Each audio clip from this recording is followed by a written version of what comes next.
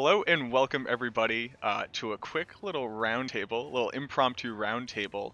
I'm here with Teo and BTNeanderthal. If you don't know them, you should already know them. You basically are the most famous people in D2. I think we can easily say that.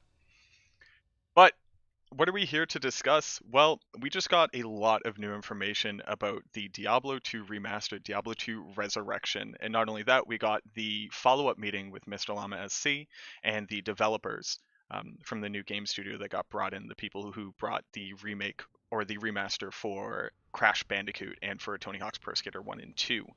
And there's a lot of information that was given to us and a lot of implications that come out of it.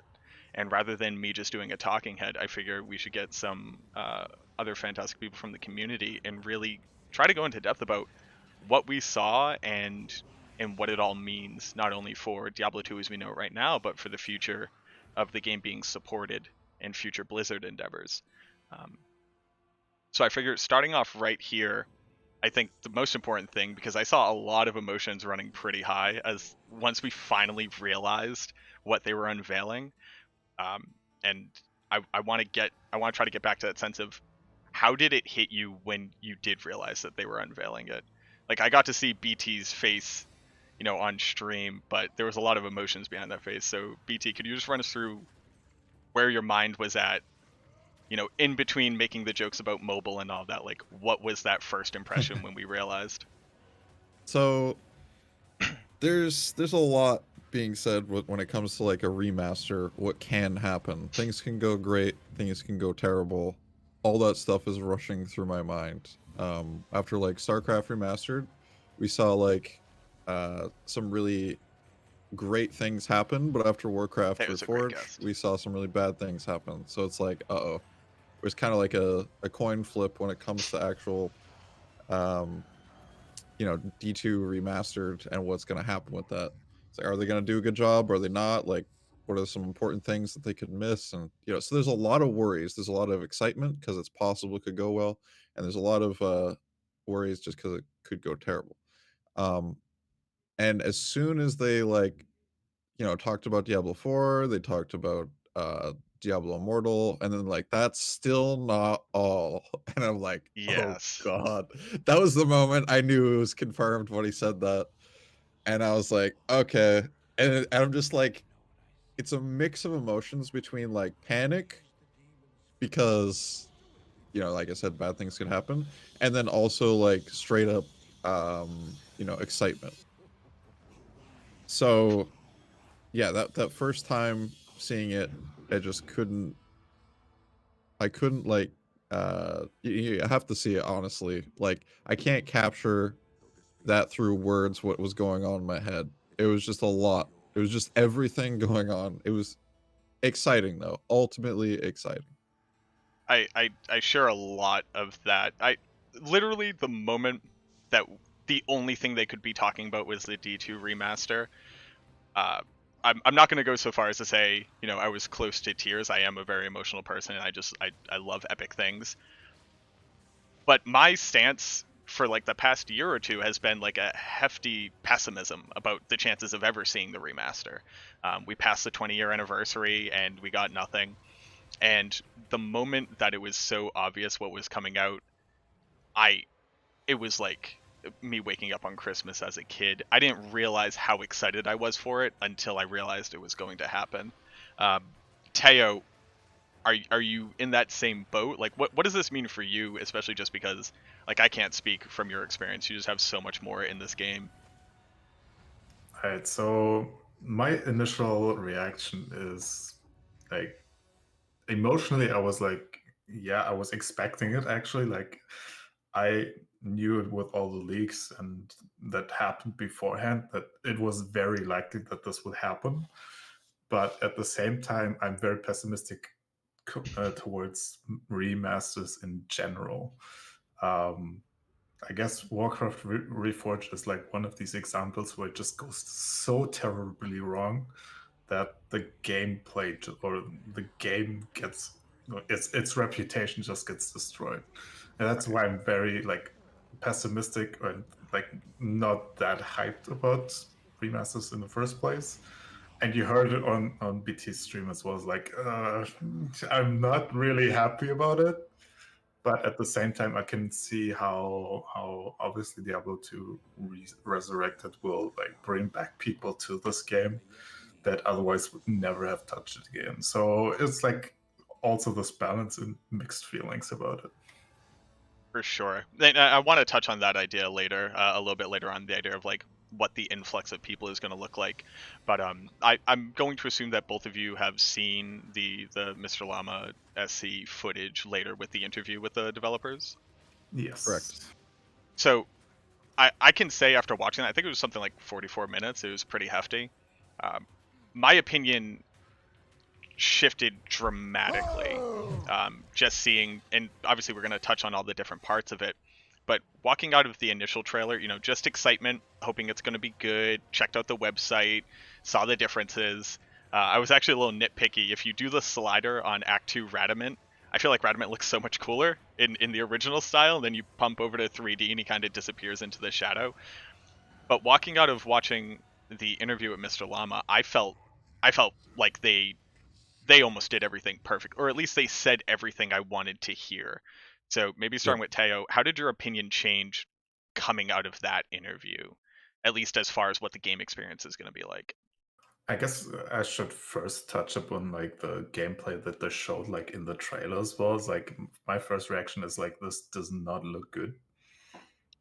I guess overnight that like thought infested my brain. Was like, this actually doesn't look this terrible. It's just like my being prejudiced against remasters that made it look bad in my head.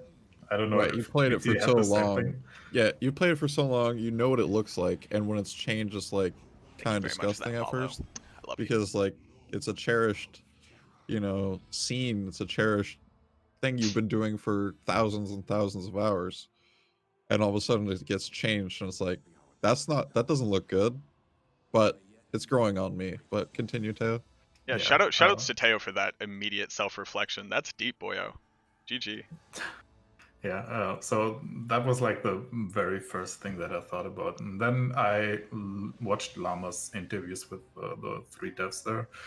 And most of my fears on what they would do in a remaster just dissipated. Like literally, as you said, Macros, like most of the things I want to hear from them, they said. The biggest point being like the game engine is actually still the vanilla game engine, but it's just rendered differently. I'm still concerned. The only concern that has left me with is that still 60 FPS probably will feel, because you visually see it differently, will still change how the game feels. And that's my like last concern after the interview on with Mr. Llama and the devs. Yeah, let me so BT, obviously we got a little bit of what you were saying, but kind of like a quick overview of how you felt coming out of that, seeing that interview as well. So like, first of all, I've been requesting this for years. Like ever since StarCraft Remastered came out, and everybody was like, "Dude, Diablo 2 Remastered." Like, the one thing that I wanted to see is them coming to one of us. I didn't care who it was. Someone who is on the inside and asking them the questions, not just going doing something by themselves. Kind of like they did with StarCraft Remastered and Flash. They go and, go to the pros, they ask them, does this feel good? Is this okay? Like, that's what I wanted. Number one, I was like, I don't care who it is in the community, you need one of us. So to have one of us on that reveal, and kind of like ask the questions that need to be asked. Obviously, there's some scripted questions, but like having some of those questions being asked from a perspective of someone who's played for literally 20 something thousand hours, that's what we needed, and I'm really happy that he was there. Ultimately, a lot of those things and the worries that I had went away. There was still a few things that I was like a little bit more worried about, but Mm-hmm. as the interview and roundtable like continued, a lot of that stuff faded away. So yeah, I pretty much don't have any worries. I'm very happy they did it. separately, like as a separate game. It's not like touching the old stuff.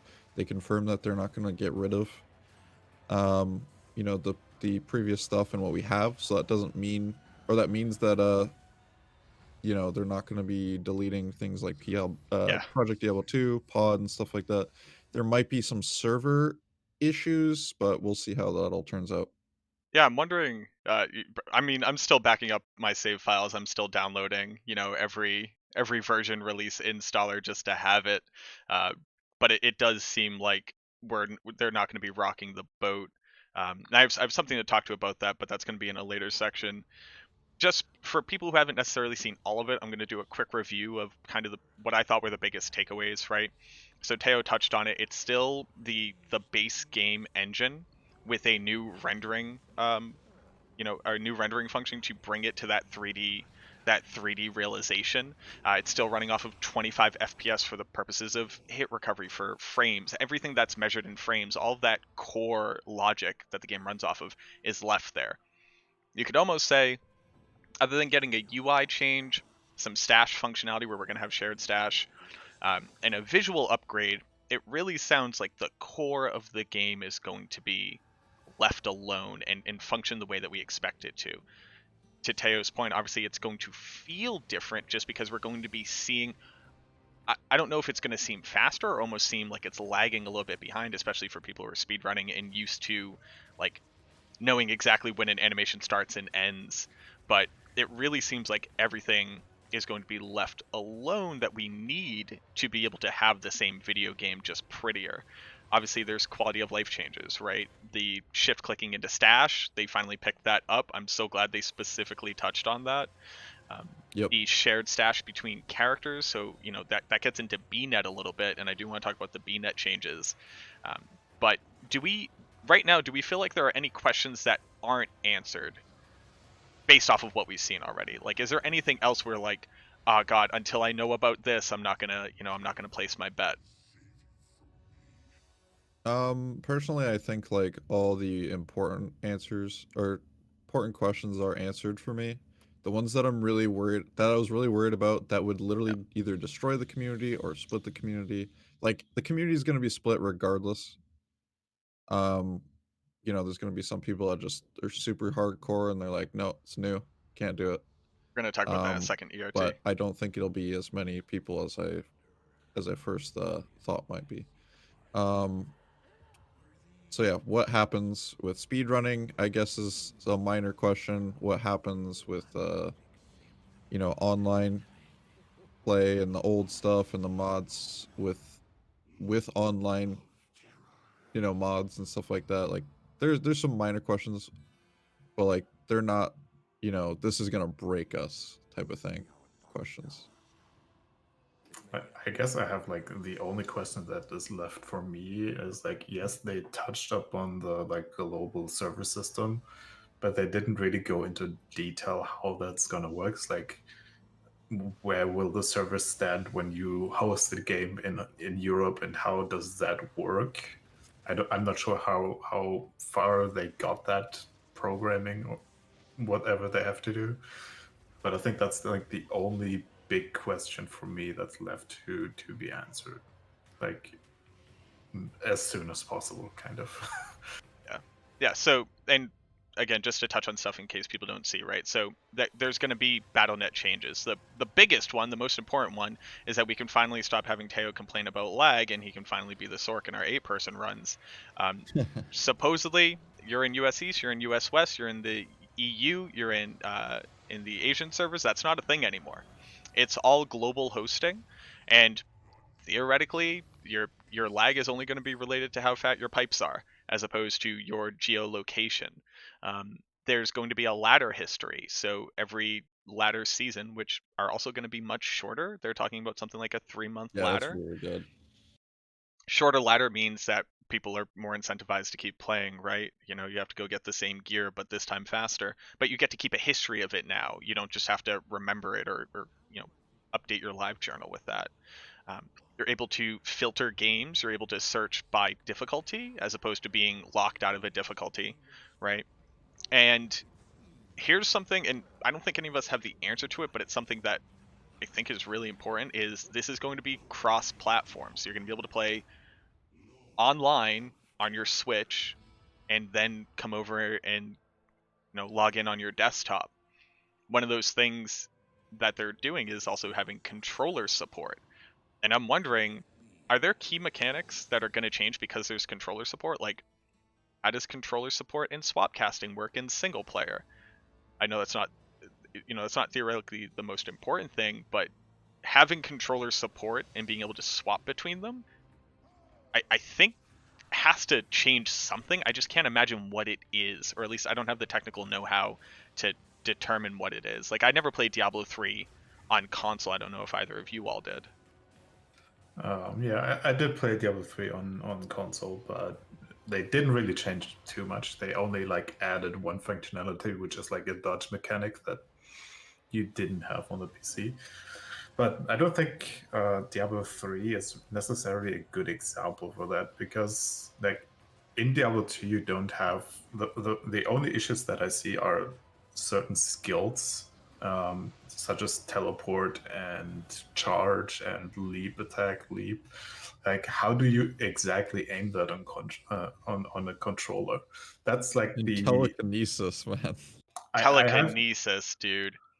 yeah, or that. Like, I don't know if you have seen Riker's video as well. He apparently touched on that for a brief second, and one answer was that teleport on controller will have a set distance. Yeah, it's going to have like a minimum set distance from And what I I can think like tell. and I think like aiming certain skills towards a certain area, I think that's a lot more problematic than it might seem on the first glance. Even like casting a blizzard like close to you or far away from you, like how do you make that work? Yeah, there has to be, in my Second. opinion, as far as like console support, there We're has gonna to touch on be everything, or at some least as major much as we changes, can. at least for console. Like, leave PC the same.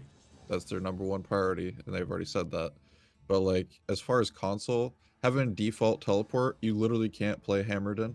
You literally can't telestomp. You probably can't play Nova Sork. Um, like all these things that you can't do, um, unless you have some type of integration or smart casting system where it kind of like I did play Diablo 3, and they had like this thing where you could highlight monsters before you decide to do a specific action to them. Say you wanted to leap attack on some monster, there'd be a outside highlight showing that you want to go to that specific location. Maybe something like that, but that would cause like a little bit of slower gameplay. Maybe that's fine. I just know that this is a PC first game, and like it's gonna be a challenge to actually get it right for console, especially that they confirmed that they are going this route. It's not just like, you know, Yeah, they're very um, explicit. Like, and I yeah, appreciate that they're like, we are making this for PC, and then additionally modifying it to be available on console. Like, they were very explicit about that. Um, Again, shoutouts to the team that were in that interview. I don't know how they communicated everything in such a reassuring and confident way, but it was almost pandering at points. It was yeah, like it exactly was what I really wanted good. to hear. We touched on it a little bit here, and I kind of want to get into it because it's a pretty big section, and I know people are going to care about this. But the mod community, right? If you watch the interview with Llama, I'm sorry, I don't remember the dev's name. He was the one in the bottom left. Uh, he very specifically, very heavily hinted that, hey, we are going to be overseeing BattleNet. We have to do that. But once you install the game in single player, we don't get to see what you do. Like, he basically said, like, Right, we yeah. know mods are going to exist. We know you're going to run, third-party software. Do whatever you want. I don't care what you do in single player. It's your game. And that's not necessarily a recognition of the mod community that exists. But especially if you're talking about where they're theoretically considering additional content, later on, depending on how this does, which feels a little bit like a carrot on a stick, you know, if they're bringing in, you know, content creators to give their opinion, are they going to be looking to consult with mod makers who have successfully added content to this game? Like, what does this mean for the greater landscape of mods for Diablo 2? Really? I guess that's like a big question, but I kind of want to get your opinions on that. So as far as like my opinion on that, I talked about it a little bit in my video that I posted last night, but pretty much, if they don't do new content, or like mod support in like a year from now, this game is probably going to be dead. Like, it's it's an old game. People have played it before, and if ladder reset happens, you know, every 3 months and nothing changes, people are going to be like, I just experienced it. Like, the first time, it's going to be hype. The second time, it's going to be like, okay, now I can do it better. The third time is going to be like, you know, a lot less, and then so on and so forth. And, you know, if nothing's changing and they just give it to us, it's going to be dead. Like, Yeah. mods keep this game alive to some extent and give it like new feel. Like, look at Project Diablo 2 when that was announced, like 120,000 users or something like that. Yeah, Like, bonkers that played number. it. It's crazy for a 20-year-old game. And that was without Blizzard's help. Now, imagine if they go and reach out to like people like Senpai or Green Dude or people like that are working on mods, and that's what they're doing. Like, even just for insight, not necessarily to just, you know, work with them, but like insight. Like, they have a lot of stuff. They have been there. They know what works. Like, Right, yeah, they they you know, that's they what I'm have saying. the experience doing. Now, obviously, we're talking about Blizzard here, right? Like they know how to add an expansion. They know how to, you know, keep rehashing things and make it feel new. But we're Right. talking about people who have been on the ground level working with the original D2 and have all of this amazing feedback. Teo, I'm not sure if you had any thoughts or feelings on this. I know that you're right there along with us playing the mods, so So PD2 was the first mod that I actually really enjoyed. yes. So Yes, Julia. that being said, mods are not the biggest concern for me.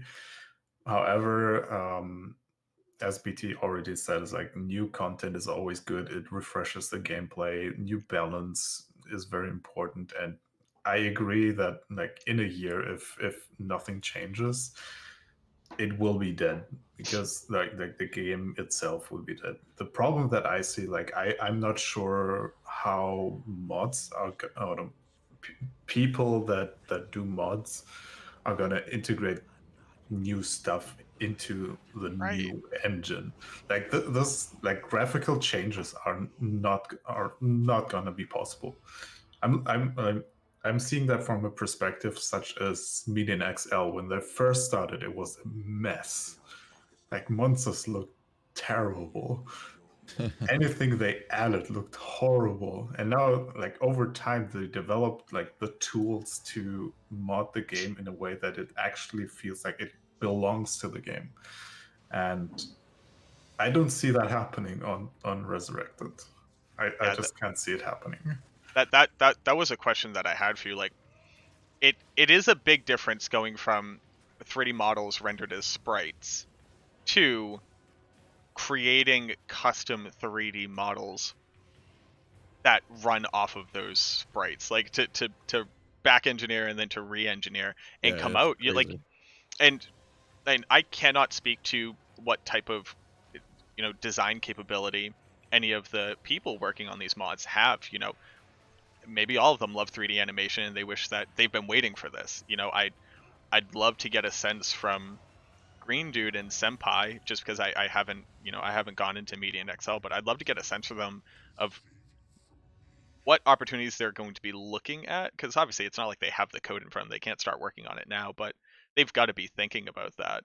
And one of the things that always kind of struck me as odd, if you played World of Warcraft, you know, at first you just played World of Warcraft, Then there were a bunch of mods that you could put onto World of Warcraft. Then Blizzard like officially said, yes, there are mods and we are going to recognize these mods and we're going to integrate a lot of their functionality. Um, it seems so weird to me that we haven't gotten a sense yet if that's even an idea for something like Diablo 2. Um, I'm not exactly sure what mods you would look to have in this game, but even just something like a loot filter, right? We didn't get a sense of what they're going to be willing to support for the game moving forward, but I'm really I'm hesitantly excited for the idea that after this initial hype wave and people start flooding in with their you need to do this, you need to make sure you do this, like this is what the community wants, what they're going to be willing to do. Yeah, this is something where you like have to tread very cautiously and go forwards very, very cautiously. I feel like the changes PD2 has, as you said, like quality of life, loot filter, and that kind of stuff is cool to have. The question is, do you really need it? Like they already have this like opt-in gold pickup, auto pickup versus not picking it up at all because like you can choose apparently. Yeah. And I feel like they have to like explore these options, but also like see if the community actually responds to it well. Yeah. And I think like some features obviously they already integrated, such as like character stats screen and the shared stash and that kind of stuff. But I think they could do potentially a little bit more quality of life For number changes. 2. The question is, how much do you really want to like go away, as they say, like go away from this original gameplay? Yeah, for sure. Just because other things have been successful at something doesn't mean it needs to exist. And I think I resonate with that concept, at least about the idea of being hesitant just to like demand everything from them and then walk away with something that's less than what we wanted. How do you how do you all feel about like the being able to swap between the two video modes? Because if you never played Diablo 2 in the new 3D rendering, you are paying $40 just to play Diablo 2, which you could just go buy Diablo 2 for $20. I'm a little like I like the idea, but I'm a little bit confused about what that's actually bringing to the table. Well, they did it in the previous remasters. I think it's really a cool way to just showcase like the work that they did in a very quick succession. Um, that's part of the reason. Also, some people just like to play on the old game with the new server. Um, Yeah, I you didn't know, I didn't even think about that. Yeah. that's like, that's one of the big things. Who doesn't want to play without bots? You know what I mean? Like, why would you why would you want to play the new one? Well, we don't have Realm Down, we don't have bots, we don't have a lot of these issues. We can, start to scan games to see which difficulty they are, etc., etc. So all those different things are, contributing. They were a little bit cheeky. They even went so far as to say we don't want to put a challenge out to the community, to have people try to wreck the online experience, right? Like they didn't want to put that out. I think they know the trolls on Reddit exist. Uh, Oh that yeah, dude. that was I like the idea that they are looking to bring some of that modernization for authentication and for like verifying valid users and trying to use the tools that I assume currently exist. There's probably botting on WoW. Like that can't be avoided, but I never felt like it was, well, that's a lie. It was always a big problem on WoW. But I'd like to see how that gets implemented in D2 because, that's one of the biggest issues. Nobody wants to play on BNet because you don't want to go farm in a game where bots are going to do it better than you and then Yeah. sell Zod runes for 5 cents on the internet, like whatever they're doing. Yeah. Um, did we get any information about how current, like what's going to happen to current BattleNet in my current characters? Like, The current, basically, Diablo 2 Resurrected is going to be a separate game, so the old stuff will stay as it is, and then they add the Resurrected to the BattleNet client, to the Right. launcher, and okay. So it's gonna be completely separate from each other. You will not be able to play your old characters in the new thing, and vice versa. I honestly agree with that concept because like that way you make it like clear cut. This is the new stuff. We want to have the separation, and you know it's a new start, kind of. Yeah. I imagine there's going to be some, not quite happy people out there who are like, but I've hit 99 every season and I don't get my history. But it's like, well, again, you get to keep them in a notepad with dates on them if you really want to. But I do Right. think that having them be completely separate entities is incredibly important. I want there to be a distinction. I do want this to be a different game that is a, a realization of what I kind of wish the original game was, but you can't just take the old thing and just completely replace it. Um, I I think that touches on a lot of the big points that I felt like needed a lot of conversation, and now we're getting down into more of the this is more opinion based, right? This is how we're feeling about it as opposed to like strict facts that we need to talk about. But Right. I guess the biggest question, does this kill old D2? Like is original D2 now a footnote in history if this game is successful? Like let's assume it's successful, it is what we want. Is there any reason to go play original D2 except for nostalgia or for like speedrunning purposes? As far as like what I think it might be a slow death. Is possible. There's a lot of things that could happen, right?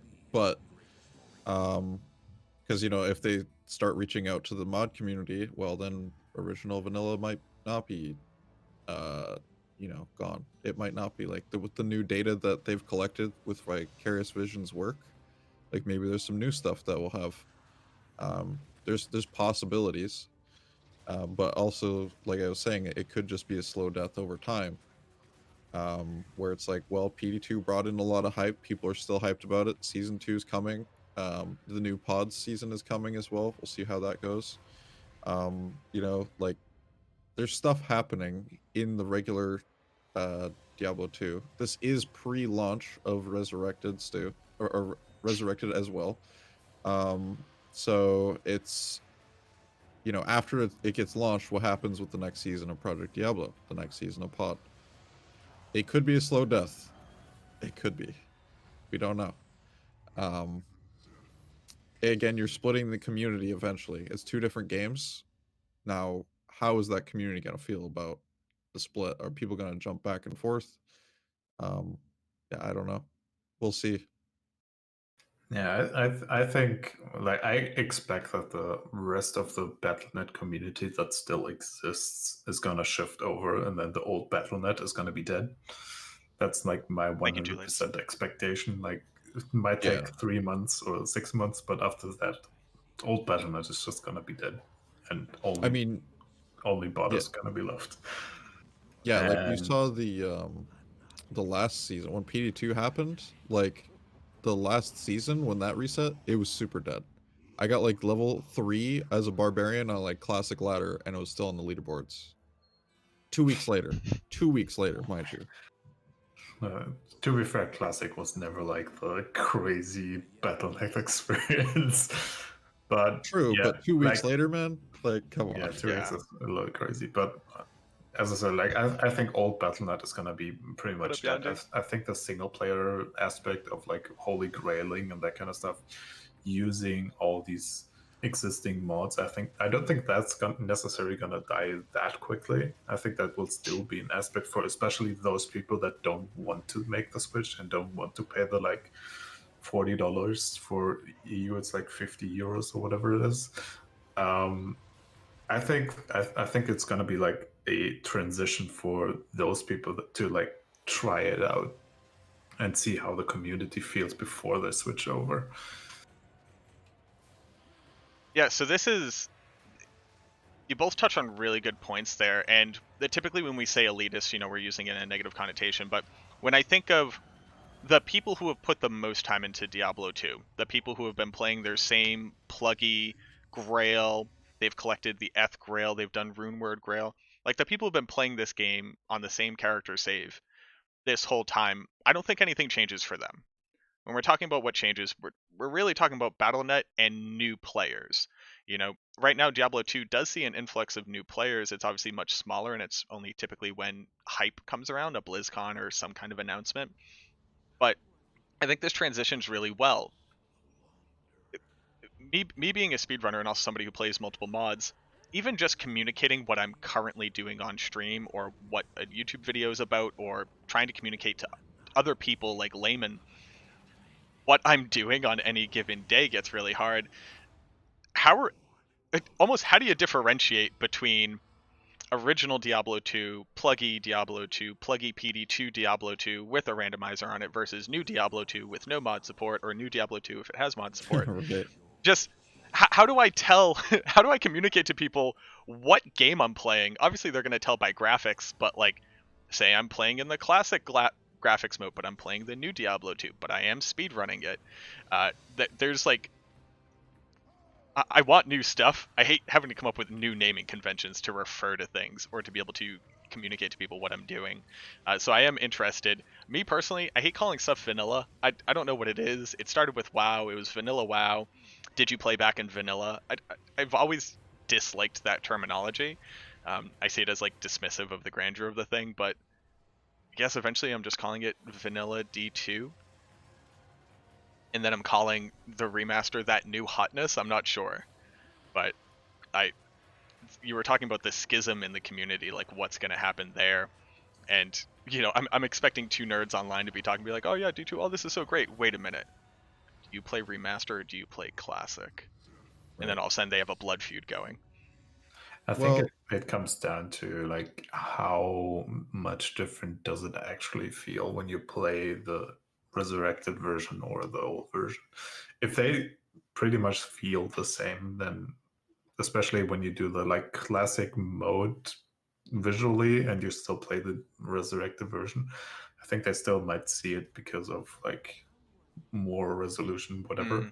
Yeah. Um, Full but screen, baby. Let's go. but in general, I don't think that's a big issue. Like generally, I think for speed running, that could be a little bit different of a story. That you might have to like open up a new category or whatever, because you know it's different.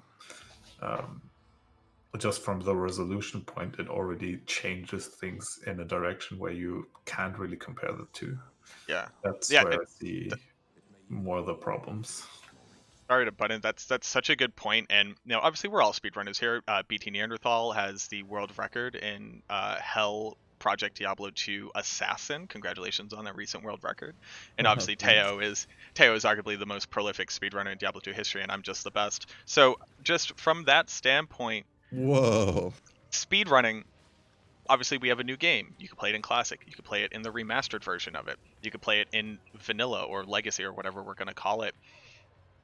New game categories added to speedrun.com. New drama about what to call the categories. I'm very excited for it. That's very sarcastic. But even just the addition of a controller that, if you look, has skills mapped to the XYAB button. This changes so much about what the speedrun can and cannot look like and what's available for the speedrun. I'm personally very interested in that, Teo. I'm not sure if you've like tried to sit down and think about what does change in the speedrun or what needs to happen. And my last point there, before I let you go off on it, is because this is going to bring in new people. It's going to bring in new runners, new excitement. People are going to be looking to play the original one because they never tried it. You know, there's going to be a whole new swath of content creators who are like, oh, I tried speedrunning the new Diablo 2 game. And how do we keep all those people together as much as we can when you're just going to have so many like principal differences in opinion, because we're literally talking about different games here. Uh, that was a whole bunch, and I'm sorry to drop all of that in sequence here, but like I think there's a lot there, and I need to hear somebody else's opinion because I'm terrified. In all honesty. Yeah, the speedrun aspect is gonna be very difficult to figure out. Like, I stepped down for a reason because the community didn't feel like they can like decide on one thing and stick to it, and like not argue about everything like every 5 minutes, and have different different opinions every 5 minutes. Like very very hard to handle. Um, I I We're getting expect there will that be just a trauma. Diablo 2 resurrected speedrun category with the new graphics, and then you still have the vanilla game as the other speedrun community. And I think they're gonna be a little bit split. My biggest thought, however, was like 8-man speedruns is gonna be so much different. Yeah, for Like sure. just the impact of global servers is gonna make 8-man speedrunning so much easier. Like just that I think is the bigger change than the other the single player aspect of speedrunning. I mean, Especially if the game feels the same, then you might not necessarily need a new category, depending on whether or not people can decide on, yeah, we play only the old game for speedrunning, or we only play the new game. I think You gotta have to find a consensus somewhere. yeah. I want, and this is obviously down the line, but I think it's so important, like, for people to try to put that emphasis on bringing in these different groups and having them all have like a single touch point or a focal point, so that more resources and, you know, more schisms don't kind of like continue shattering down the line.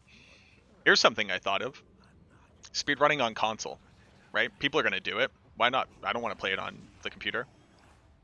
Just thinking about the fact that we have live split D2ID, which is also tracking like save and exit times and differences there.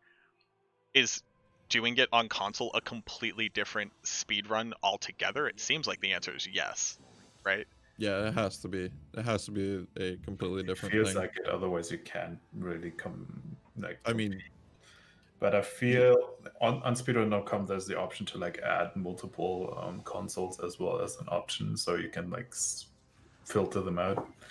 Not too much of a big thing in my opinion. Question is like, would Diablo or would Blizzard like help the speedrun community by giving them an built-in /played version? Like say in PoE we have that, like /played. How long did you take to get there? right. That would be really cool. Yeah, But like console Yeah, having support some for extra timing. statistics. Yeah, having statistics for like, you know, a lot of the stuff that PoE has already, like, you know, /play, like you said, /deaths, you know, things like that. And they'll have that info because it's on the new BattleNet. So hopefully they'll be able to do something with that that's productive and not just security. yeah, I guess we have to like talk to Llama so he can like provide them with the like feedback we need to do this. Yeah, there's a lot of things that need to be discussed for sure, but you Oh know, yeah, there's shout plenty of shout out. time for it ultimately. Exactly. Sorry, shout out to Llama, following what I assume was an NDA, sitting there lording his information over us. I want to go on record, we never even got a peep that anything was happening, and I was seriously upset when I heard them say his name. I had to go yell at him on Twitter. So, I'm thankful, man. I'm like, dude, I don't want that burden. oh yeah, Like, no, come right? on, man. Right? How do you even deal with that?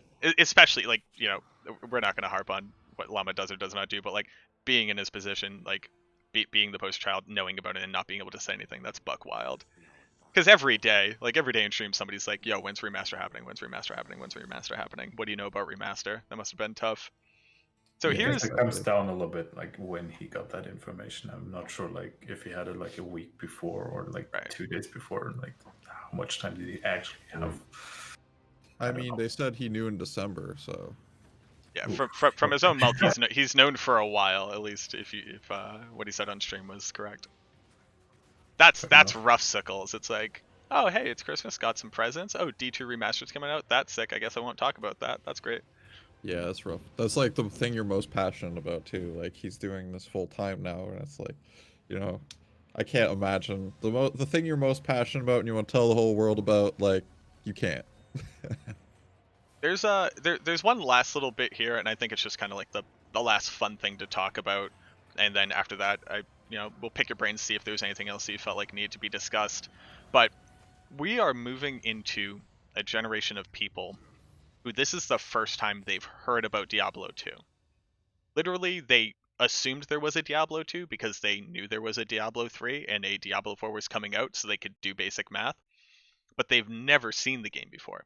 People watching BlizzCon Line, eat that name, I'm sorry. BlizzCon Line literally heard about Diablo 2 or learned anything about Diablo 2 for the first time, and those people are going to be able to play the remaster.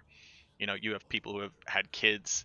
You know, I never did that, and Teo hasn't either, but we could have kids right now who we'd be able to introduce Diablo to for the first time in the way that we played it. That's, I don't even necessarily know what to talk about there, but it's so wild to me, the idea that there are people who, this might be the first time they've heard about Diablo games, while we're all sitting here being like, oh my god, it finally happened. Right. I don't know what that looks like in the greater scale of things. I imagine kids will be making TikToks and memes. I don't know how they do that and how to get in on that, but I want to. But like the idea that somebody has never heard about this game and just saw it and went, oh yeah, that looks cool. Oh, they remastered it. Yeah, it looks pretty now. I don't know how that hit you all, but that hit me as very surreal.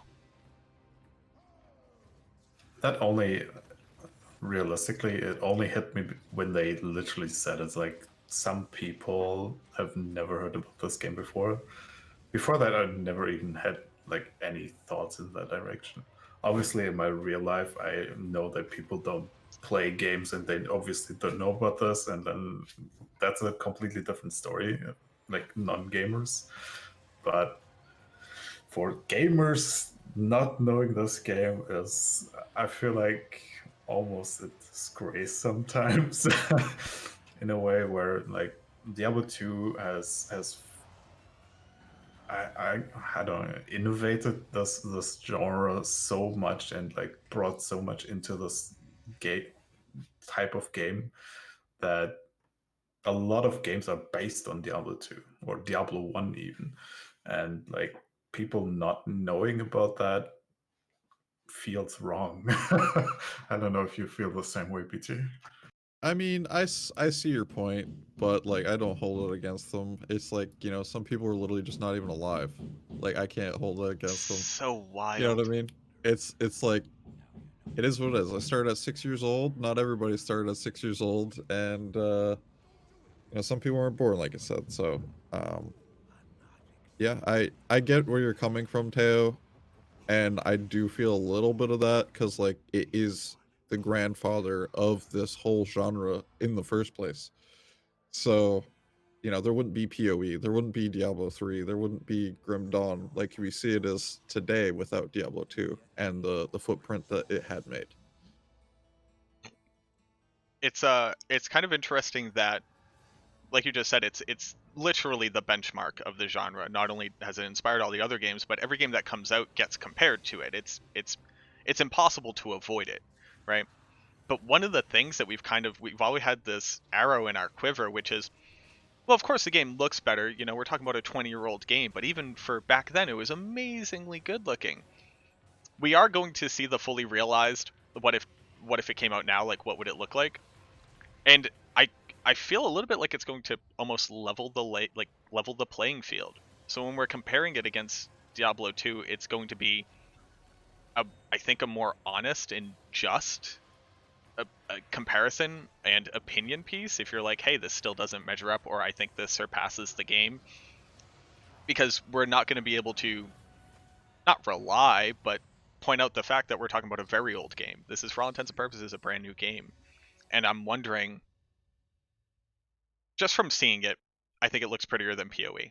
I don't think PoE is the best looking game, and I think that this is kind of surpassing that. But obviously, we're not talking about groundbreaking graphics here. So I am wondering what the opinion or what the field is going to look like going forward. Like, will D2 remastered now be the benchmark that we measure ARPGs against?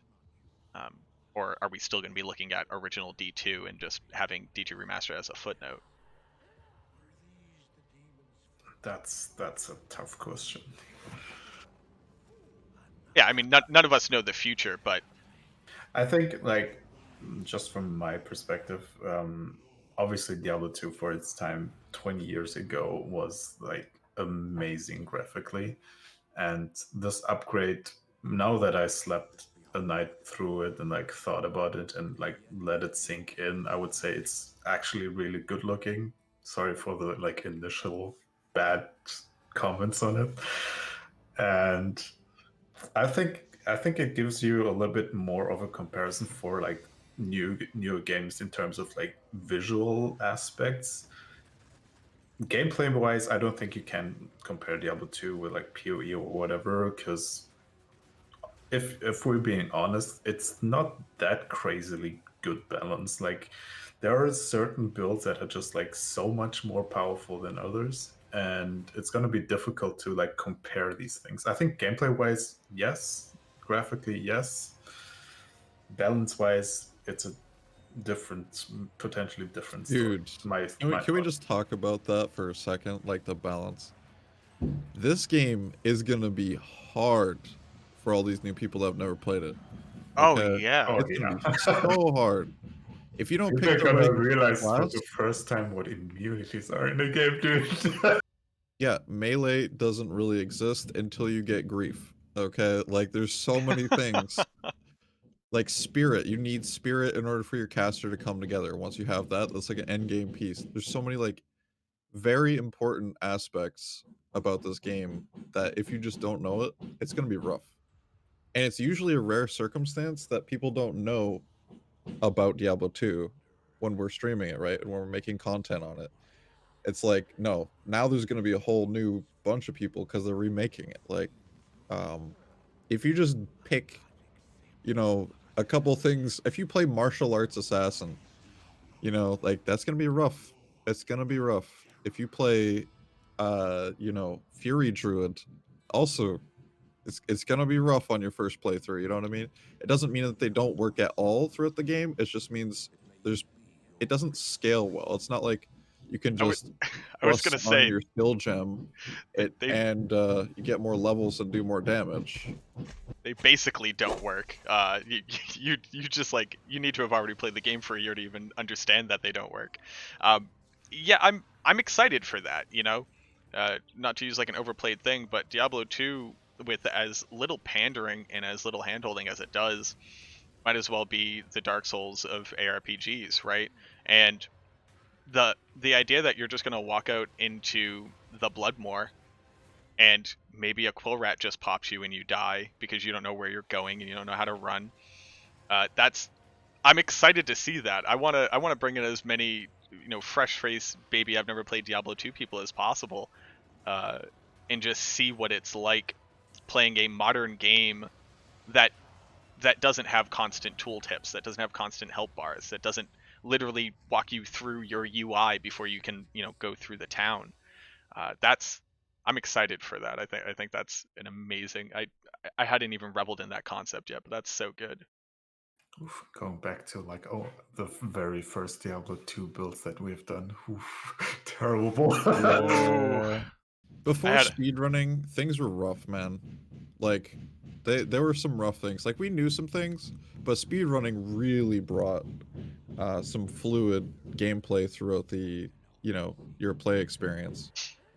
Are you trying to tell me that my only put points into summon skeleton and also put in enough strength to use a bard each on my necromancer wasn't a good build for my first go through? Hold on. I Right. played like literally 1 point every skill on the sorceress at the Yeah, I know, right? just to Gotta see be how the diverse, man. skills look like first. Man, Blizzard's so much better than charge bolt only on 1 point. No, it's It's not not that. that It's much better actually. like I Oh was god. it's not really that much better, especially like 107 when there was like no synergies and that kind of stuff. But um my first thought was like, I Thank you, want to play Wildcat. this Much love. character through. I Appreciate you. want to see how every skill looks like before I decide on what skill. I already had the concept that like you have to put more points into a skill in order for it to deal damage. But like most people started completely this wrong way where they just used up all the skill points in all the wrong places. Yeah. And this is going to be interesting.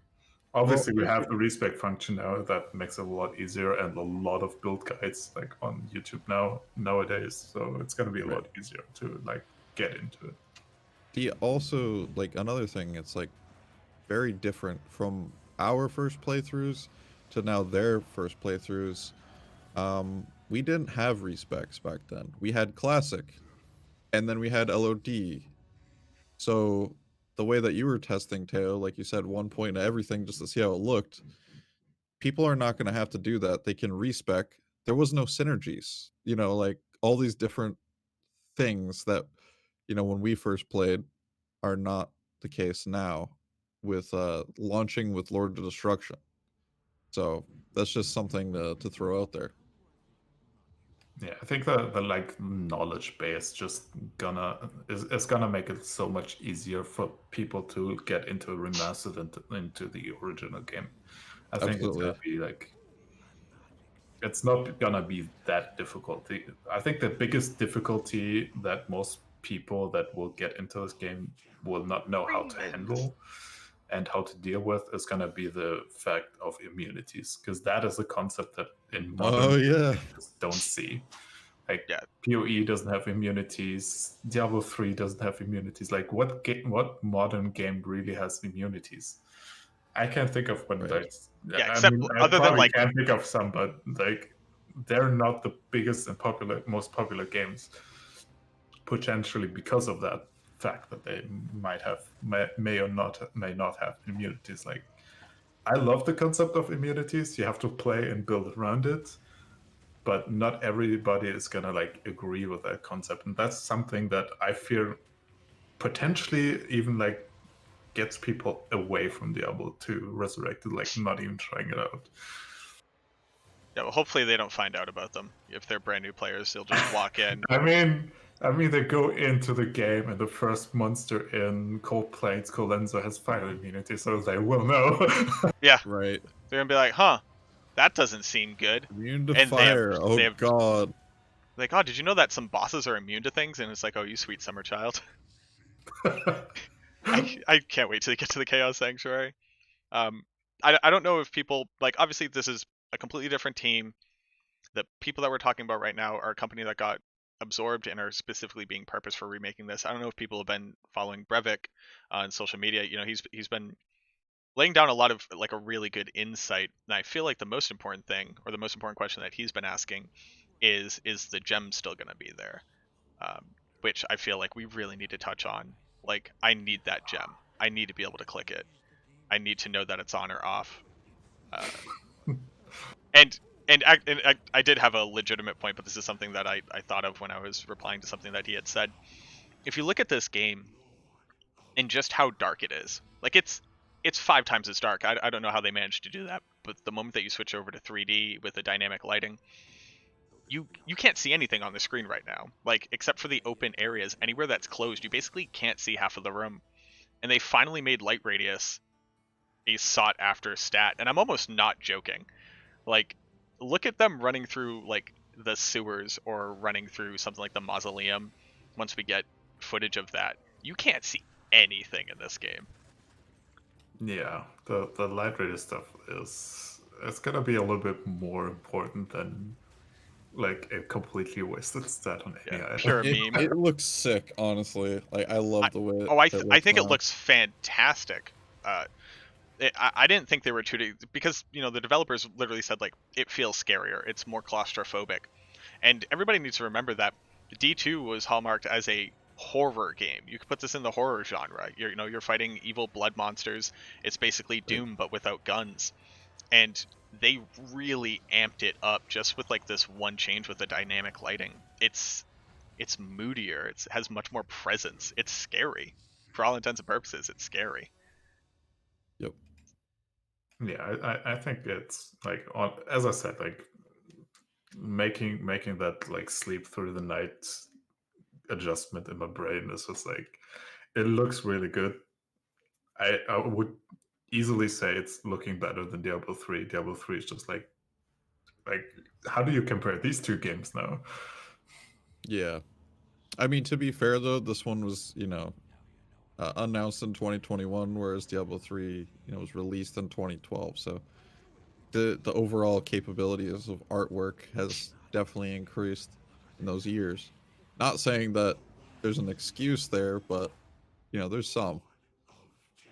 Yeah, they have one reason to look like a worse game. But I agree with you, Teo. It's just like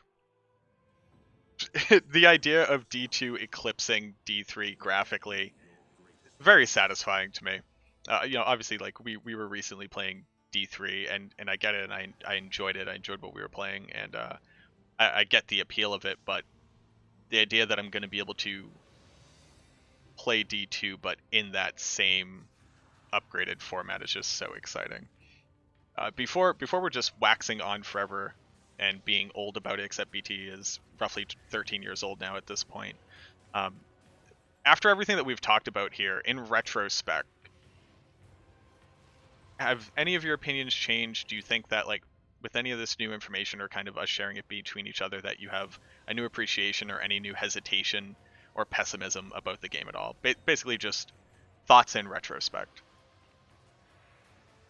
I'm just gonna embrace it, see what happens.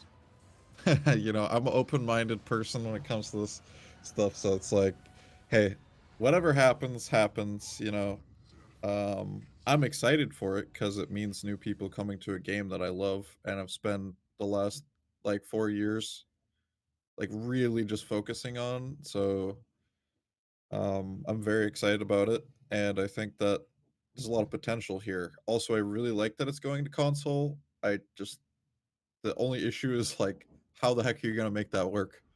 Um, it's like it's happening, and I like to see more variety through people, like, and more people coming to the game. And I'd love to see all my friends. You know what I mean? My IRL friends coming and asking me questions. You know, it's finally they have no excuse. You know what I mean? Like the remaster, the graphics look good. It's brought up to date on current servers, on the launcher that they're using to play different games. You know, all this stuff. They don't have an excuse anymore. So I'm excited to just experience Diablo 2 again with this new generation. What about you, Teo, sir?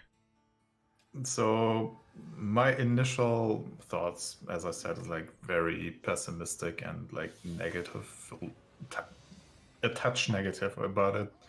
I think in the end, might, yeah, I worked around it, and I feel like cautiously optimistic about it now. Obviously, still adjusting visually Thank on you. the 60 FPS is going to be like the key point on selling me. I don't think without actually playing and test playing it, I can form a real opinion. But I think the changes that they made and the changes that we already saw are really good, and I don't have anything to complain about. I would be more skeptical if they did like a massive rebalance of skills and that kind of stuff as well. At that point, we're not talking about a remaster, then like a remake, and then we're talking about something different. But yeah, I guess now the only the only aspect is just like how will it actually feel? Will it feel like the old game or no? Um, Still has me in this like cautious position. Something I wanted to mention real quick. It's a little like kind of tying into what I was saying earlier. For example, I had my dad messaging me last night about Diablo 2 stuff. You know, like the friends and the you know, people that like I've been trying to get back into D2 because he got me there, right? Yeah, And my brother also. you know, it's like he messaged me and he was like, "Dude, this is so hype." He's asking me questions about this and that. I'm like, "There we go. That's what I mean." You know, so it's exciting. So Anyways, much, Bulldog. I appreciate My that. brother Thank you, also man. like texted me immediately Please like, pick yourselves. I guess we're playing this. that's awesome. I I feel so much better. I didn't know exactly what we were gonna walk away from here, like what kind of opinion we were gonna walk away from here. Um, but any of the things that I had any reservations about or didn't have like full information about, walking away from this conversation, I feel like in a better place just optimistically. And obviously you can't say there's no way for people to mess something up, right? I'm not going to put that curse on us. I'm not going to put that bad juju on us, but I can't be anything other than just incredibly excited for what this means. You know, from a pure joke standpoint, you get to remake all your content and just put the word remastered after it with new graphics, and all of a sudden, you know, my job's easy for the next, you know, for the 2 months after it comes out. But but seriously, like very sincerely, God, it's just so awesome, the idea of getting to have Diablo 2 hype, real physical, visceral hype, knowing that the game's going to be coming out just after You, so long of being like, well, of course there's no remastered. You know, of course you that's not know going to what Yeah, happen. excites me the most? That you actually like can see these details that you always knew that were there, but you never knew what it was. Oh, like the the garlic, garlic. The the garlic. garlic. Yes. I think exploring all these details is going to be very Oh exciting. yeah, it's gonna be fun. Yeah, it's like, Um, what was that little block of color? I gotta go see what that is. and I think Yeah. that's going to be like entertaining for quite a while. But Oh, I um, I'm just afraid. thought of it. Sorry, go I, ahead. I still have like one fear that if we don't get like content updates in the future, that also the remaster at some point will die out. I think Yeah. it will be hype for like 1, 2, 3 seasons maybe. After that, like that, something needs to change in order for to keep the player base. Otherwise, I'm not sure what's gonna happen. Yeah, exactly. Now, here's a very important question, something I didn't think about. I haven't seen Deckard Cain anywhere yet, right? Have we seen Deckard Cain in the new game? Am I I gonna think have so. old model Deckard Cain, or am I gonna have Diablo 3 model Deckard I'm Cain? pretty sure we saw a new Okay, I'll Deckard have to Cain in go Act try and 2. find him. I think it's like right on the website. You can look. I Okay. think that's a thing. I'm not 100%, but I think that's a thing. Is it new Deckard Cain? I want original Deckard Cain real bad. Oh god. Well, The then the press the button to turn it to original Deckard the Cain. man's a Herodrum living in the desert. He's gonna have a tan at minimum. All right, Fair. I'll get off my Deckard Cain pedestal. So So I wanted to mention go one ahead. thing. It is talking a little bit about like how Blizzard treats their games, Garlic percent. and this is something like I want to hear like Teo's opinion as well as maybe yours, Macro. Specifically talking about how okay, Diablo 3 has no mod support. It has, uh, they hate third-party softwares, all that stuff. So like the community made stuff, they do not support that. Whereas like PoE, for example, like community makes something, they're like, we'll add it, we'll hire you. It's like they're very open in comparison. So moving forward with Diablo 2 Resurrected, say there's things that are made or mods or additions or third-party software, like do you think they'll change their opinion on some of those things, or do you think like it's gonna stay the same? Like they did say that there's some security reasons that they can't do mods and stuff like that for like because it's like a hack. That's how they used to do it. Not necessarily, but that not necessarily there will never be mods for Diablo 2 Resurrected. But I just want to hear what you have to say about um you know, with the current Blizzard, if they bring Diablo 2 to current Blizzard, how do you feel like that's gonna end up? Like as I touched upon earlier, I don't see big mods happening anytime soon on Resurrected, just because of the original thought on like putting in the new graphics. But at the same time, like how do you open up a server with Resurrected and that kind of stuff? All these questions need to be answered before you can even think about making a mod, because you obviously can't. I don't see how you could make a mod that actually gets integrated into like the BattleNet launcher and that kind of stuff. So I'm very pessimistic about the future of mods on Resurrected. Yeah. I want to harp again just on it's the exact model that they took with World of Warcraft.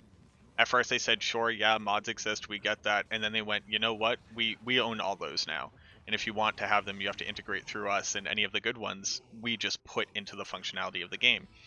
Now we're talking about a game where you're doing raids, you're doing, dungeons. D2 doesn't need as much as far as functionality mods, right? I don't need it to, I don't know, tell me how much poison damage per tick I'm taking. Like whatever isn't currently in the game, but you could theoretically add to it. But I see a pretty easy avenue for them to incorporate mod support. And just like everything on Steam, it's literally free marketing. It's free reinvigoration of people's interest in the game whenever something comes out. And I don't know, it seems like free money to me. So like, why wouldn't they do it? Now I understand that like we're talking about like what can and cannot integrate with BattleNet, and that is a really big conversation that I don't necessarily have the technical know-how to really discuss. But there's got to be things that the community can come up with that Blizzard goes, you know what, that is a good idea. As long as I give you a tool to be able to incorporate it, if people elect to do it, here it is. Right. That's the beautiful thing about it being a separate game too. Like, yeah. Oh yeah, for sure. It allows for content to be added to it, and you still have the original vanilla Diablo 2. Like, so you won't be losing that. You might be able to add things to Resurrected. Maybe if they do balance changes. What do you think about that? It's like balance changes, you know what I mean? What about Balance that? What changes if are they so actually make melee huge. work? Yeah, balance changes are one thing that like I don't want that for the like first 1 or 2 seasons, but after that, as Right. I said, like if you don't change anything, eventually this will also be dead. Right. And I assume, like, I don't know how much money they put into this like development, but from like D3 rendering, 3D rendering, and that kind of stuff, it can't be a small amount. And I don't think 2 months is gonna be enough to like, yeah, Exactly. make it worth it. So I feel like they need to do something. I'm not sure how and what they're gonna do. And I think balance changes is one of the big things they could do. It's But I cautiously. yeah, I desperately hope that any balance changes are opt-in from a single player standpoint. I'm almost fine with, like, let's say we get through half a year, we get 2 seasons of Diablo 2 just as you remember it, and then they go, hey, you know what? We want people to keep playing this. We put a lot of time and energy into making this remaster, and we want it to keep spitting out money. We are going to roll out content change. We are going to roll out changes to gameplay. I don't want that from a single player standpoint, not realistically. But if they're saying like this season, this works differently, I think I'd be fine with that. I think I'd be interested to play that. That sounds like fun to me. Like I would be okay with that. Like this season, this is what we did. We fixed the bugs. It's like that kind of changes a lot. Yeah, sure, I'll play a season where the bugs don't work like they used to. Imagine like, change up in your realm. It's like imagine change up in the Diablo 2 realm. That's cool. yeah. Like to me. I guess one really big thing that I never thought about now is, are they only going to remaster the game with a like 1.14 patch, or will there also be options for like going back in the patches? Like that's one big part they never mentioned. Yeah, that's true. I think they probably didn't want to open up conversation. Playing like 109 with new graphics, I think that would be amazing. I love True. 109. 109 was But the best ever. The thing is, like, there's dupe methods that come with certain versions, and if they release that, then it's like, well, try dupe methods. Not saying that you can't get around that, but especially with a new game, and new tools. I mean, at least like, for like there's a single lot of... player. I'm not saying like online play. Like I Oh, don't okay, care about gotcha. online play. I think like just having the option to play the new graphics in the old patch Would be really cool. very important. That would be sick. Can agree. They said that they're supporting classic playthroughs, so I can see that maybe being a possibility. That's because they do like the classic patch, and you have 14D in classic, and LOD is just like the same patch. It's just Yeah, you have yeah. one act less. But like 109 is completely different. You don't have respects. You don't have like all the things that we used to know, like from all the way back then. Like we would have to deal with them. That would be cool. Like that kind of feeling around it, like playing it in single player. If that's not an option, then I feel like some of the excitement about this game might actually also get like lost for those people that want to experience the old game, like 109 with new graphics. That would be very, very cool if they implement it for sure. I simultaneously like I agree with you wholeheartedly. Like I don't remember really playing the game like pre 113. I don't really. I did play. I wasn't playing online. I was playing, with my dad and his friends. I don't really remember what the differences were, and I didn't like really get into Diablo 2 until, we hit 113 and then 114. Playing online, playing with my friends once, I was a bit more of a teenager. So I'd love to have that experience, and I'd love to be able to see it in the classic, and I'd love to be able to see it in the remaster. I feel like it's definitely a stretch to not to don't hold out hope, but that seems like now we're starting to ask like a lot from them. Like, hey, can you also support all of this? Right. They could even what they could do in a season, say like this season Oh, we have like 1.09, you know what I mean? It's like that would be holy sick. crap, dude. Yeah, exactly. You get blast from the past. Yeah, that would Like be the amazing. reason why they're doing this in the first place, remastering an old game is, one to hit that nostalgia and to hit a new generation. Like but mainly first, it's nostalgia, you know. So a lot of people have experienced those versions of the game. So like I said, it would be really cool to see like a season with those patches. By the way, I posted 2 links for like screenshots of the Deckard game. Oh, thank you very much. Hold on. It also If you want to like check depends that out. on how well um Diablo 2 Remastered does. Like people are going to buy it. Everybody's going to buy it. That's how it's going to go at first. It's Oh Diablo yeah. 2 Remastered, But like, as the months go by and the resets and stuff, like how is it going to go? And I think that's going to determine a lot of the things that we're talking about hypothetically with, well, this season, that season, this content, that content, this mod, that mod, all these different things. I think, they're listening and they're seeing the statistics. Um, and as long as we keep feeding them good statistics and we keep communicating and they keep listening, like I think there's good things ahead. There's a lot of potential now that it's been brought to 2021. Yeah, I'm Also, like as I said, cautiously optimistic. I'm gonna play it. I'm gonna buy it for sure. Like there's no question about that. But yeah, it will come down to like how much will they invest in the future to like keep this game then alive.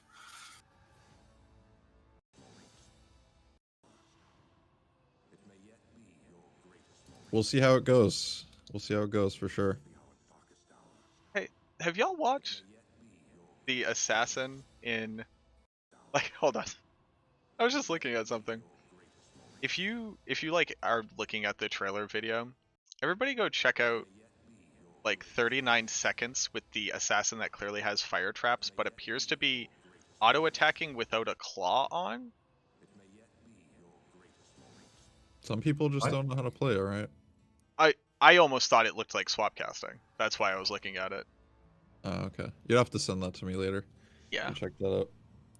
I'm over But here yeah, just resetting the video a bunch of times. I'm like, that looks almost like swap casting because you see like the knockback from around her. Yeah, I do don't we, I don't do know. we go with like questions from chat? Yeah, so Do yeah, you I want mean, to do that? chat has had so many questions. I don't know if you have like any off the top right now. I can definitely try to recap some of the questions that I've Yeah, been go for it. getting. Go for it. So, one of the biggest questions from chat, and maybe this is just a quick overview, is basically what does a remaster really entail? And it, for all intents and purposes, it's just a visual remaster that also has some quality of life changes and doesn't appear to be changing any of like the real backbone. but we're getting a lot of questions that's basically similar to the why buy this if you already have Classic, or what's the purpose of playing Classic. I don't know if anybody from your chat is sharing like similar concerns. I feel like we touched on it pretty well, which is the idea that you're getting all the quality of life changes. Oh, and I'm sorry. Oh yeah, no, actually this is a really good one. I'm meandering at this point. We're getting shared stash. We're getting better quality of life for dealing with the stash, but realistically, even though the stash is a little bit bigger, we're not really getting those like really big inventory increases from some of the mods, and also no stacking, it looks like. How would we feel about seeing those changes in the remaster? Because those feel a lot more like a remake to me rather than a remaster. Especially on the inventory space, I would say, like, if you touch that, then yes, that is going too far, in my opinion. Yeah, I agree. In terms of like stacking Yeah, runes and keep that kind of questions stuff, coming. I'll try to keep them all. it would save some muling time, so I guess I would be fine with it. It makes things a little bit easier to like get around and like store your stuff. So the hoarder complex that a lot of people have is just gonna be like easier to manage, I guess. I liked VV's method about like going about things. It's like, hey, if there's already a way to access this somehow, then might as well implement it into a quality of life function. Like for example, the lobby select, being able to see what difficulty, games are by just looking with a character that's in that difficulty specifically. They're like, well, if that's a thing, then might as well just add it to the game in more of a quality of life function. So I like that type of methodology where it's like, if it's there, just make it better, like make it more modernized. Yeah, I will can say, see why, like the stacking of things is just like the last borderline thing where I say, Yeah, I'm not sure you can about do it, you PvP, to be don't honest. need to. I know that there's a lot of mods that already have that. Like I used to play one small mod for like 2 weeks or something, and they had like this pouch where you put your gems in, and they automatically upgraded that kind of stuff. That was kind of interesting, and it's cool to have. I don't know if the nostalgia feeling of building goes away too much if you have all these options. Right, we yeah. already have So shared stash. from my standpoint, obviously I've loved PD2. I love that everything stacks, especially since you have so many things where you need to have a lot of runes on you, a lot of time map rolling, that kind of stuff. I don't really like that runes stack. I don't really like that the gem stack. I like that they stack in that mod because of Exactly. everything else that's also in that mod. But Yeah, I that's fair. I had 3 stacks of 50 L runes because I could, but I don't need that. I never needed that. I don't need to have a stack of 26 tier runes. I guess it goes Uh, more towards like the people that have like trade a lot, and runes being like the main currency that is mm, being used. And when you're trading, having the stacks of like ist rune plus or pull rune plus, that is definitely amazing to have. yeah, that helped. Um, I can, again, I could appreciate that it was a good thing while simultaneously like basically not liking the aesthetic. Like the runes felt less powerful because I just had like I had 11 runes in a stack, and I was like, okay, yeah, there's a pile of runes, sure, why not? I don't know, there was something about it that felt fundamentally different than having like a couple rows of runes that I picked up and I put down, and if I put it down, it was getting socketed into something. I don't know. There was something like very viscerally different there for me. So so you this is randomly kind of stock how it. I feel about it all overall. It's like Project Diablo 2 to me feels like an expansion. It does not feel like a remaster. It does not feel like a remake. It feels like an expansion to the game. Diablo Resurrected is to be that remaster. They don't want to be changing things. So if we're Yeah. looking at things from an LOD state, then we don't want things like rune stacking necessarily, because you don't have to re-roll maps because maps don't exist. But that's not a You different don't argument have to for use that. gold you don't have to use gold, you know, in nearly as many scenarios. So there's a lot of things. I do feel like it's an expansion with Project Diablo 2, whereas Diablo 2 Resurrected feels a lot more, you know, remaster. That's what it is. That's the intention. So the only reason why I say stack runes like really is a good thing is trading.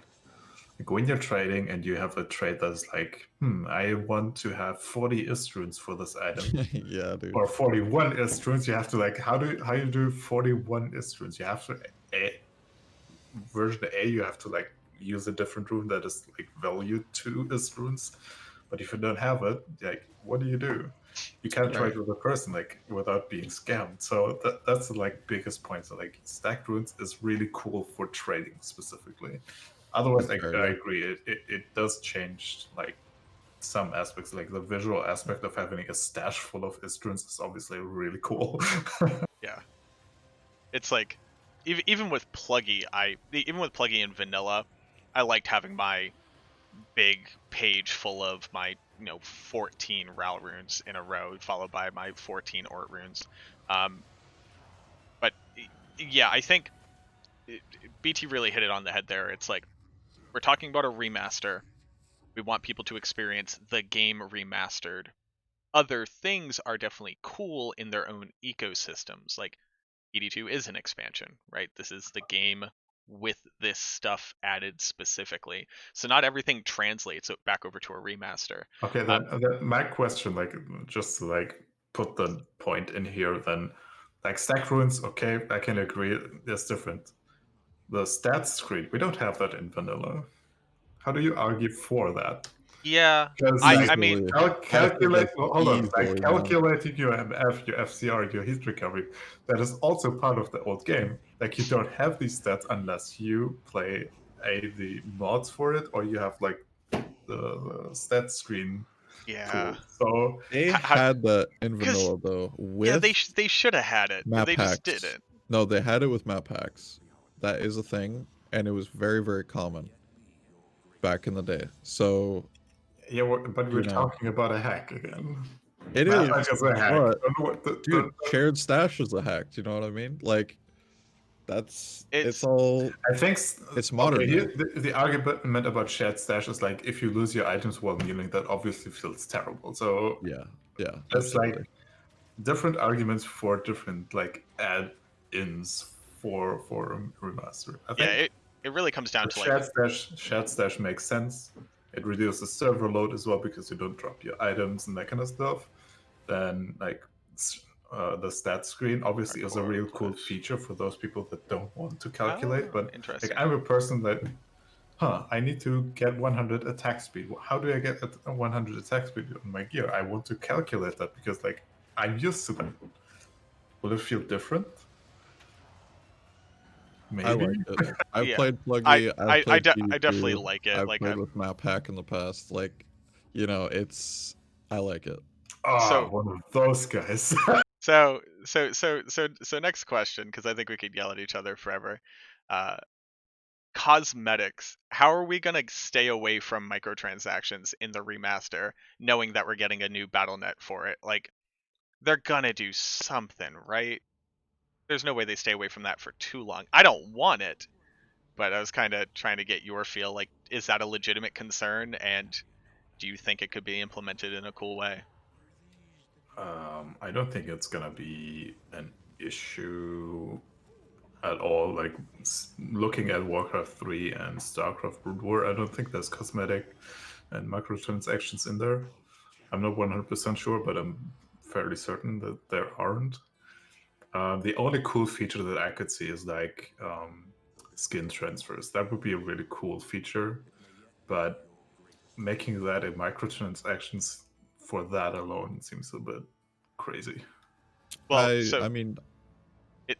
seems crazy, but name a new age RPG that doesn't have them. So like, it's crazy, but we're talking about releasing an ARPG in 2021. But sorry, BT, I cut you off there. I mean, they changed all the skins of the items anyways, I will be right back. So that's already gonna be like a lot different.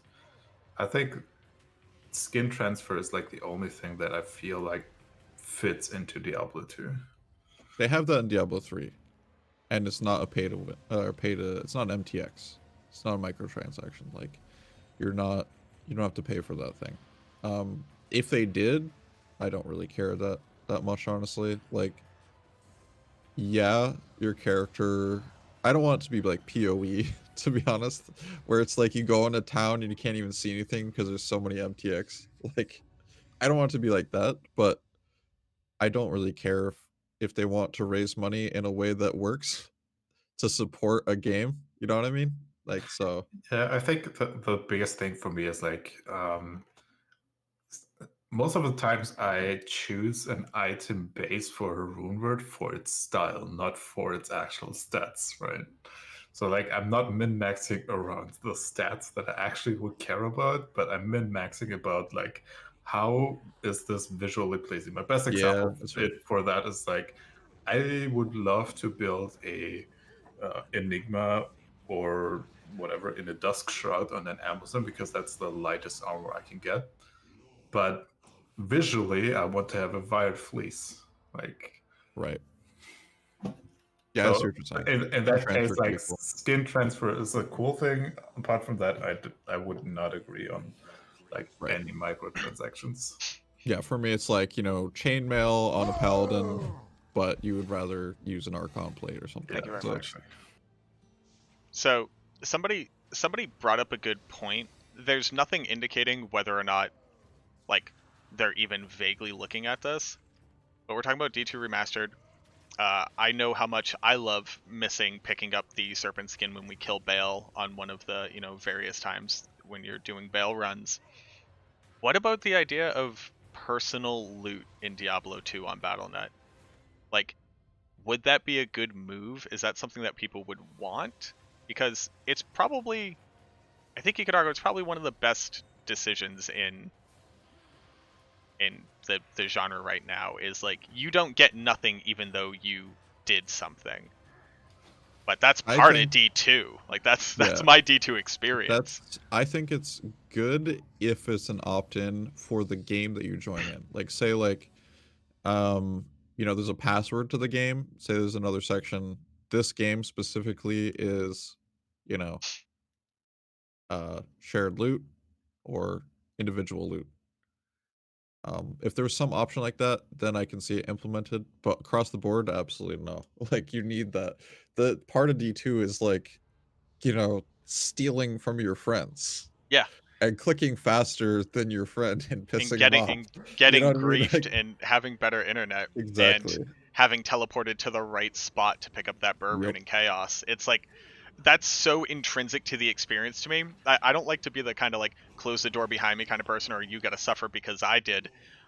But I can't imagine playing D2 and it's like, oh, I always get a full suite of drops from here. It will also, chat made a good point. It would also kill the in-game economy, just multiplying every drop by 8 every time you do it in a run. Yeah, But I don't think you can multiply items or like change anything in terms of the drop rate. Like it would be similar You can implement. maybe to like PoE where you like Yeah. can the same drops are on the screen for everybody, but only certain people can pick up a specific item.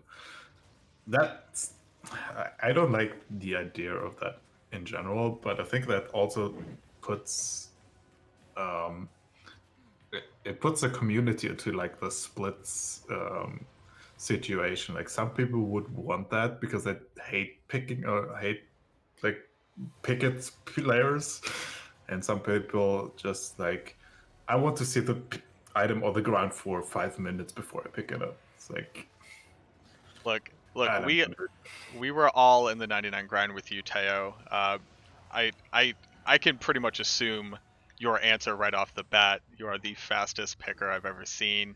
know. Like I didn't even hear stuff drop, and you're already gloating about slamming it. So, but it more honestly, I do think it's too important of a game experience to. It makes you tough. It makes you fast. It makes you click hard. It makes you everybody stops attacking Diablo about 3 seconds before he dies for some reason.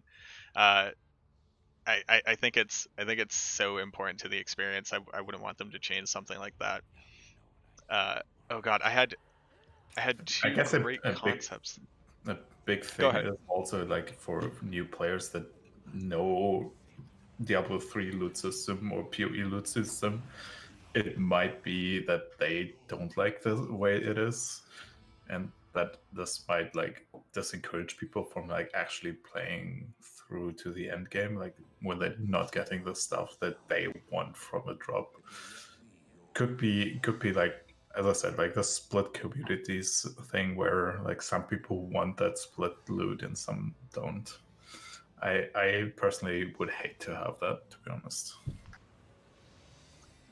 Something so people are talking in general about PvP overhaul. You know, ability to do arenas, ability to do battlegrounds, you know, a lot of the things that we see in more modern Blizzard games.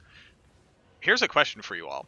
One of the devs kept making points about how deep into the archives he was going, how much he was like willing to go and try to resurface like old game data and old information. There was every intent to implement an arena style gameplay mode in the original Diablo 2. We have the maps for what the arena was supposed to look like, and it literally just got pushed off to the side because of the deadline to put the game out. What if they brought something like the arena into Diablo 2? It's not just you walk outside of Act 1 camp and you start dueling. It's like a real, you can go in with a team, you queue up for it, whatever that looks like. Basically, if they are going to release any new things, I feel like it would be based off of what the original intent of the game was, and I feel like that's a possibility. Have you all like stopped to consider like what else they might have found down in the old game files that they were interested in looking at? Dude, I'm honestly really hyped to figure out what they did find. Like, he was talking about going through folders and you know, this should be archived and stuff. It's like, dude, what is that info? You know what I mean? Release it, Like, give it to us. I paid my give it money, to let me us. see it. Yeah, exactly. I want that to be like, you know, maybe included in the remaster as like a behind the scenes section, or like you know, I would love to see the work that they did ultimately. Like, I personally think, from someone who's been playing this game forever and knows as much as I know about this game and then played as much as I played, like, I would love to see more info. Like, what did you discover that we didn't know? Right. Like, because you did. You definitely did. Because you made this possible. You thought of things that we didn't think of. Like, I'm excited. I'm looking forward to that stuff and knowing. Yeah, it would be nice to like know all these like concepts that they scrapped and because of time or whatever reasons. However, I don't feel like PvP is gonna be much of a focus, and I'm not necessarily seeing that arenas or something like that would come into this game. Mostly because I expect that they focus the PvP thing in Diablo 4, and I hope that the arena style stuff comes into Diablo 4 as well, which we haven't touched on like Diablo 4 at all today. But like, we know that there's PvP aspects, but they never talked anything about anything that could be referred to as like an arena or PvP system where you can actually like PvP in general. And that's where the question is like, do you really need it? Do you really want to like spend the time to make that happen? I don't think that's gonna happen. And it sounds like you would put the kibosh on the guild halls. So if you follow up on anything from what D2 originally wanted to include, it was this idea of like a customizable guild area where like you and your guild mates would have a place.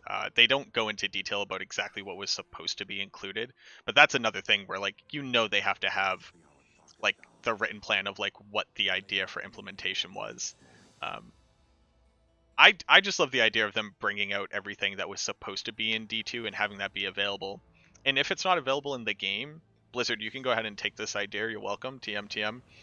Uh, Whatever the physical copy battle chest master exclusive version of this game, give us a give us an art book. Give us a book full of like all the original like artwork in the 3D models and what the expectations were. Like I would pay to have all of those files printed out in PDF and just throw it into a fake leather book that says D2 and has Diablo's face on it. Like I'd pay $50 for that, honestly. That's super my jam.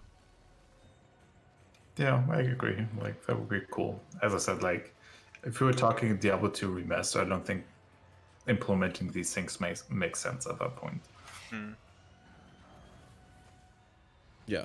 So the real question though comes down: have you pre-purchased it? I haven't pre-purchased it yet. I opted into the alpha tech test, whatever. That's just cheating. I couldn't even get on that website. Just I got in like as soon as I saw the link. I was like, "Oh, okay." Click. Yep. So I did haven't that. pre-purchased. I mean, like I assume I'm gonna have it You pre-purchased by the didn't end of this. pre-purchase? I'm gonna You have it aren't even pre-purchased committed, bro. by the end of this weekend. Look, hey, I just got my Okay. second vaccine shot, and I've been in horrible joint pain. Fair. All right, That's fair. you All leave right. me I be. pre-purchased while BlizzCon was happening. Okay, let me I just say didn't that. pre-purchase it yet, but I will. Wow. Today. Yeah, I mean, you have to, right? Like, I mean, we are going to do the 8-man speedrun, so come Yeah, on. they of could course. run out of. Oh, actually, here's a We really better be good point. first. We better be first. Hellbell. We Oh better be yeah. We first. need to Okay? practice like 2 weeks before at least. We probably Let's don't let- have to practice, man. There's literally nobody that plays this game like I mean, that, dude. it could be something that people would Okay, want. Europe maybe. Okay. one. But So anyway. like I mean, we it's a definitely global server have to do it. that opens up the doors, man. Here's the other thing.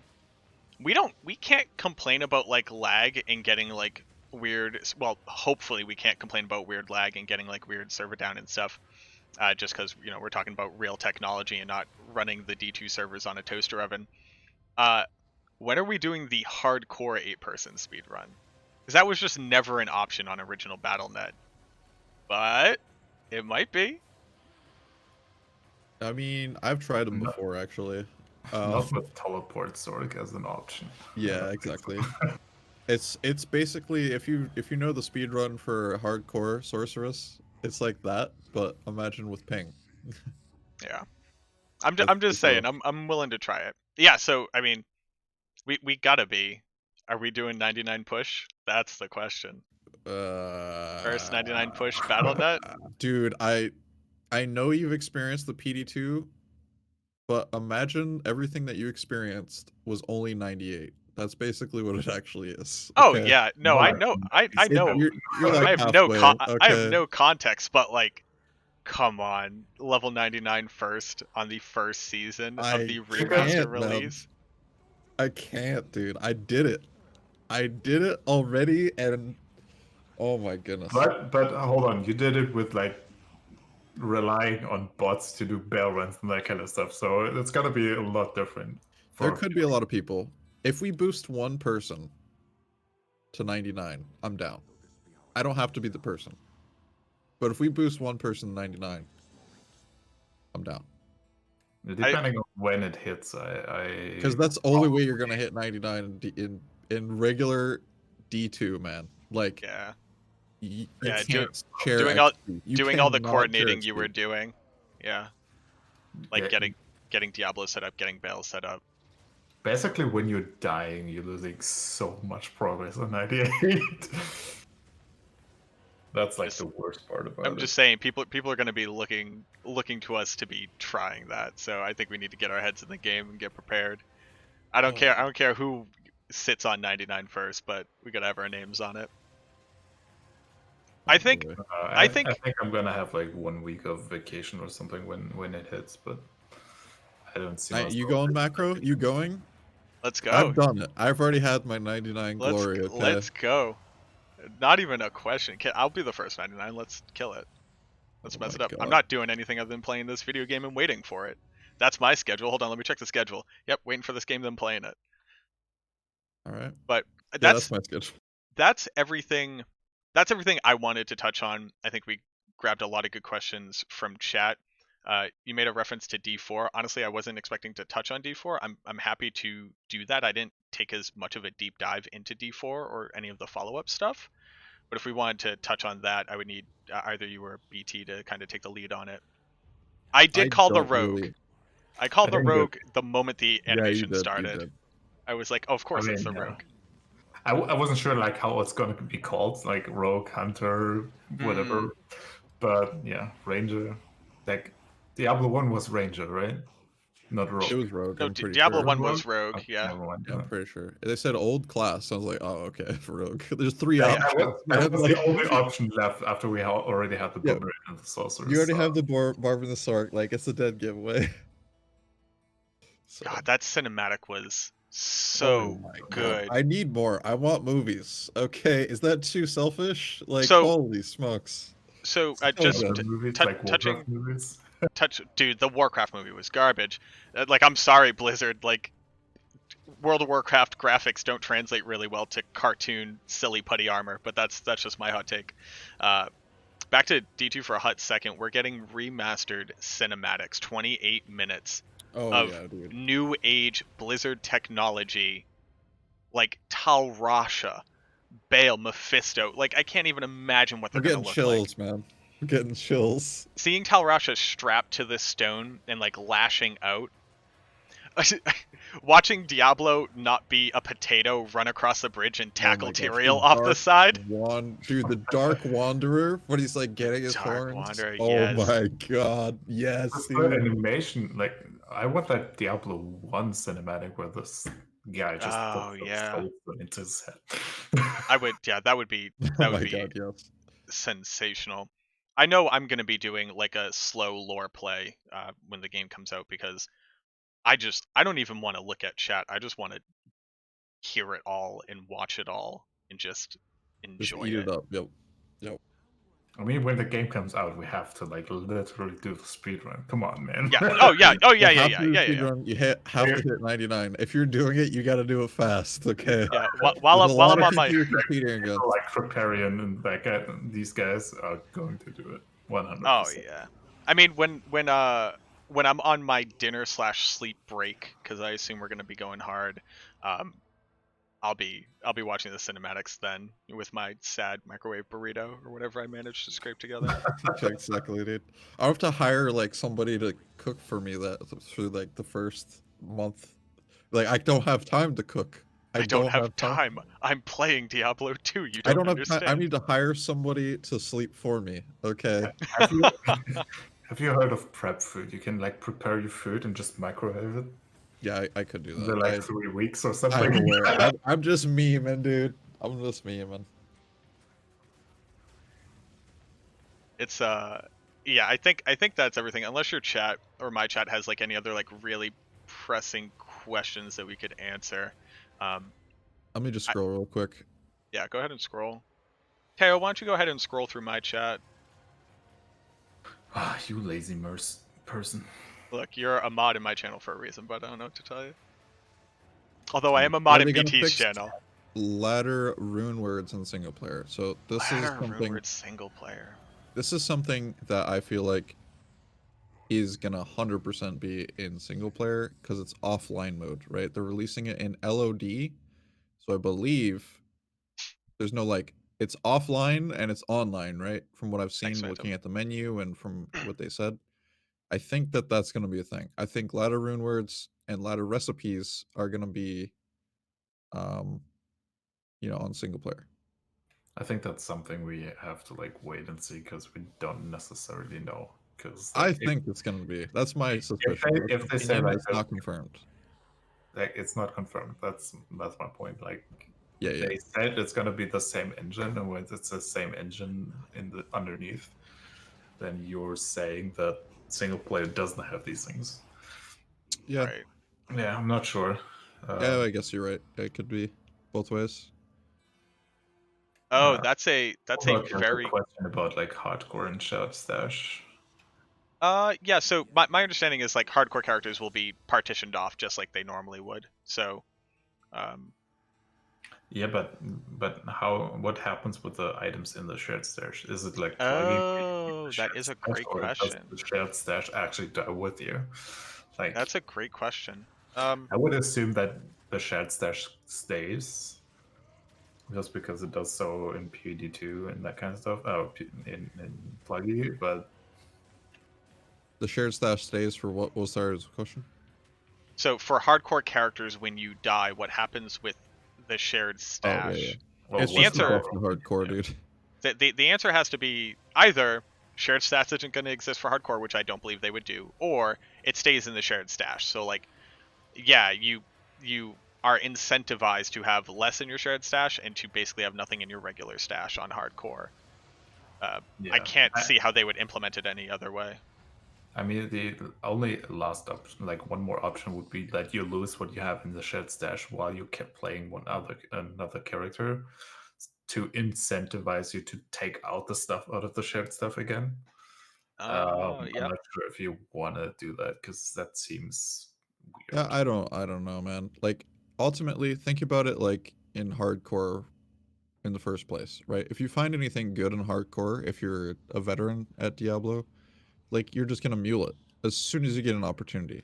Exactly. Yeah. Like it's not really a big deal if it's um in the shared stash and it That's a doesn't good get question deleted. for nothing. Like in my opinion. Exactly. Yeah. You're gonna lose your charms in your inventory because that's in your inventory. That's You're not getting any effect. It's just a place where it's sitting, and Yeah. they're kind of removing muling, which means I think it's totally okay. It is a buff to hardcore, like it means you get more gameplay in hardcore, but it also means you get more gameplay on softcore. Like I don't think the mules or the muling is the reason why people are going to play Right. Diablo. Yeah. You know what I mean? So, um, I think it's fine.